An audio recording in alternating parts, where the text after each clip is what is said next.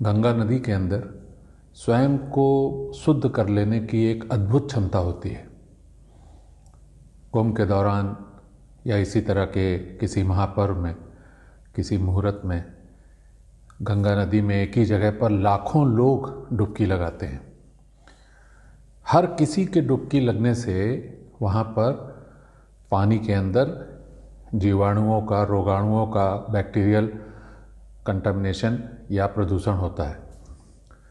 जब एक ही जगह पर लाखों लोग एक साथ जो है इस तरह का प्रदूषण का कारण बन रहे हों, तो ऐसे में बहुत सारे रोगाणुओं का ग्रोथ हो जाना, पानी बहुत ही रोगमय हो जाना बहुत ही नेचुरल है। ये बहुत आराम से हो सकता है। लेकिन ठीक उसी समय गंगा नदी में एक खुद को शुद्ध करने की, स्टरलाइज करने की एक एक्टिविटी शुरू होती है। एक वायरस जिसको बैक्टीरियोफेज कहते हैं वो उत्पन्न होता है और वो देखने में जैसे एलियन की परिकल्पना होती है उसी तरीके से वो दिखता है और उन रोगाणुओं को नष्ट करने के बाद ये बैक्टीरियोफेज खुद भी विलुप्त हो जाते हैं। इन बैक्टीरियोफेजेस के काम करने का जो तरीका है या जिस तरीके से वो बैक्टीरियाज को नष्ट करते हैं वो तरीका भी बड़ा अद्भुत है। बैक्टीरियोफेज एक वायरस है जो बैक्टीरिया से करीब 50 गुना छोटा होता है। ये जाकर के बैक्टीरिया के ऊपर बैठ जाता है और उसके अंदर डबल स्ट्रैंडेड डीएनए इंजेक्ट कर देता है उसके साइटोप्लाज्म में। तो उसका जो आरएनए है वो हैक हो जाता है और इंड्यूस हो जाता है कि वो फेजेस को बनाना शुरू करे, इन बैक्टीरियो फेजेस को रेप्लिकेट करे, रिप्रोड्यूस करे। तो वो सेल उसी बैक्टीरियोफेज को बनाना शुरू करता है और जब बहुत संख्या में बन जाता है तो वो सेल जो है बस्ट हो जाता है।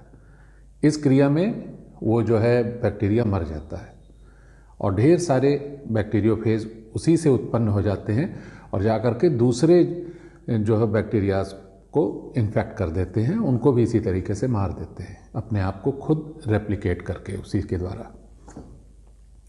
तो ये बड़ी अद्भुत क्रिया है और ऐसा जो है वास्तव में समुद्र में होता है। ये ओशनिक एक्टिविटी है जो गंगा नदी में होती है स्पेशली।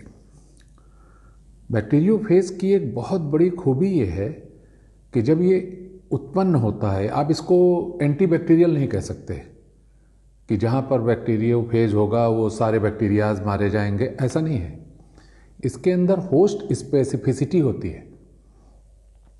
ये सिर्फ खास बैक्टीरियाज को मारता है।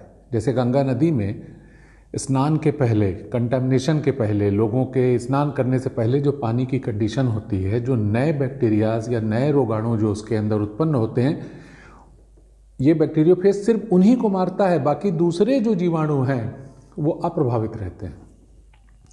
तो मुझे ऐसा लगता है कि इसका इस्तेमाल मेडिकल साइंस में किया जा सकता है। जैसे कोई भी एंटीबायोटिक जब ली जाती है तो उसमें बहुत सारे अच्छे बैक्टीरियाज या गट बैक्टीरियाज भी मारी जाती है।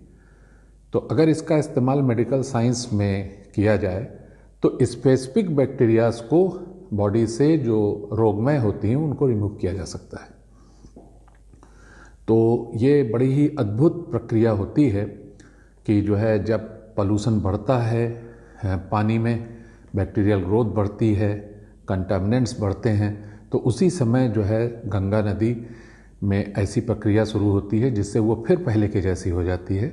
तत्काल जिस प्रोपोर्शन में बैक्टीरियाज की ग्रोथ होती है, रोगाणुओं का ग्रोथ होता है, उसी प्रोपोर्शन में बैक्टीरियोफेज कुछ ही मिनट के अंदर उत्पन्न होकर के उन सबको इस जेनेटिक मटेरियल से मार देता है।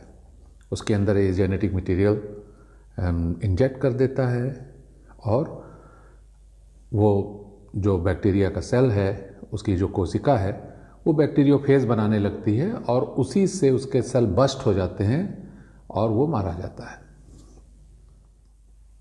गंगा नदी का ये दिव्य रूप हमें प्रकृति के अस्तित्व वृत्ति का, सर्वाइवल इंस्टिंक्ट का दर्शन कराता है।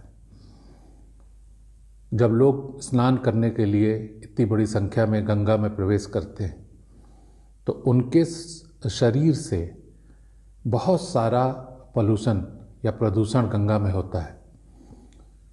बहुत सारे जीवाणु, बहुत सारे रोगाणु गंगा में प्रवेश कर जाते हैं, उत्पन्न हो जाते हैं, जिन्हें गंगा अपने लिए खतरा मानती है और बैक्टीरियोफेज की सेलेक्टिव प्रजातियों को भेजती है ताकि सिर्फ उन्हीं प्रदूषकों को नष्ट करे, उन्हीं जीवाणुओं को नष्ट करे जो उस समय स्नान के द्वारा गंगा में प्रवेश किए होते हैं। इसमें हमारे लिए एक संदेश भी है कि जिस तरह से हम प्रकृति का क्षय कर रहे हैं, प्रकृति को नुकसान पहुंचा रहे हैं अपने भौतिकवादी अप्रोच के कारण, जिस तरह से लगातार हम प्रकृति को नष्ट कर रहे हैं, किसी दिन प्रकृति हमको अपने लिए खतरा मान करके इस तरह की कोई कार्रवाई हमारे खिलाफ न कर दे।